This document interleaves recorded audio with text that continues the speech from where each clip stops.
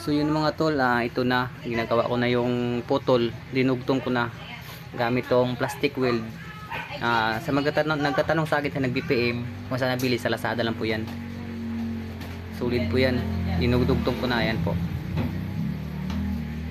Dudugtong ko lang, madali lang, mabilis lang gawin. So bago ko pala dinugtong yan, dilagyan ko muna ng pandikit yung dugtungan para pantay po, para pag weld ko hindi gagalaw. So ayan, para sa mga beginners na po to, maraming mga master dyan. Pinapakita ko lang kung paano simulan. Yun, pati sa harapan, yan na po yung harap. Tinadtad ko yan kasi putol talaga yan. Ito yung side fairing naman to. Ayan, matibay yan mga idol, highly recommended yan. Ayan, dugtong talaga.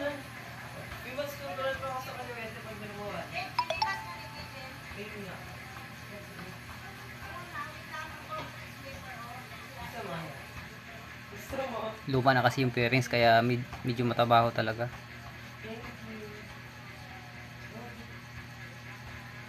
So ayan mga idol, na kuan ko na yan.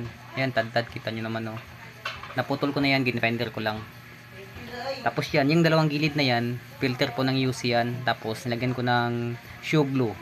Sobrang tibay niya mga idol. Kung wala kayong mga fiber, yan gagamitin nyo. Ayan, naliha ko na, nag-render ko na yan. Naputol ko na. Tapos, masilyan lang yun mga idol.